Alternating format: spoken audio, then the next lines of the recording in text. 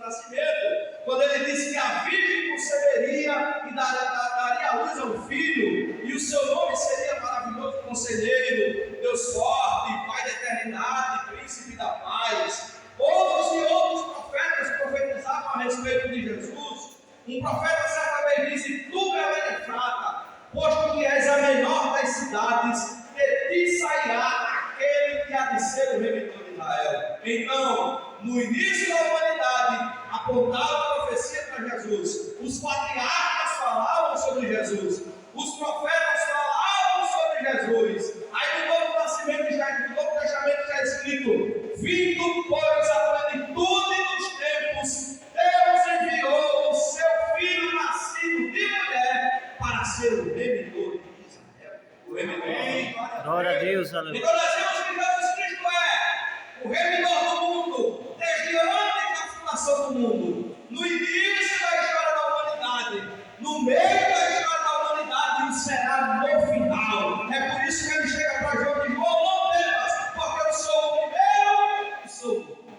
Então Jesus ele está antes da história e ele estará depois que a história da humanidade. Glória a Deus, aleluia. Mas o texto que nós lemos, nós vimos que o anjo Gabriel é enviado por Deus 6 meses depois de ter sido enviado a Isabel para do milagroso nascimento de João Batista. Quando ele chega para Maria, ele disse: Maria, não temas, porque você achou graça aos olhos de Deus. Eis que teu ventre conceberá, dará à luz um filho, e por-lhe-ás o nome de Jesus. E aqui nós vimos a primeira característica de Jesus. Mateus escreve no capítulo 1, no versículo 21, que característica era essa de Jesus?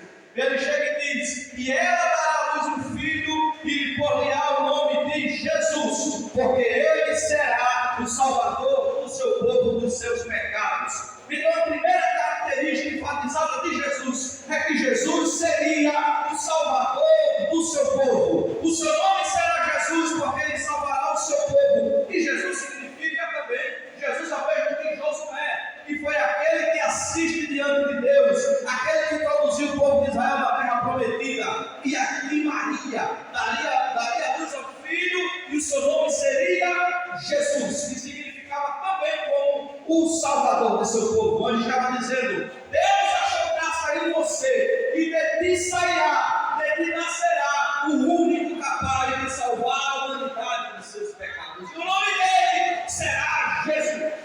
Então, Jesus é o Salvador da humanidade dos seus pecados. É aquele que salva os pecados. O nome será Jesus. E isso aqui, irmãos, nós vimos que no capítulo 2 e 21, né, de Mateus, também nós vamos ver que o anjo disse a Maria qual seria o nome dele. E nós temos uma harmonia perfeita como ocorre com Zacarias e com Isabel. Para que não houvesse confusão, o anjo anuncia a Isabel, o anjo anuncia a Zacarias. Para que entrasse em perfeita harmonia com o nascimento de João Batista, que seria o precursor do Messias. Com Jesus não foi diferente. O anjo anunciou a Maria e também anunciou a José, para que houvesse uma completude, houvesse ali uma forma de acordo entre eles, para que nada, nenhum tipo de escândalo saísse.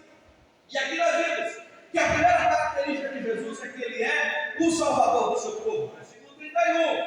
Quando chega no versículo 32, nós vemos que o texto diz: e este será grande.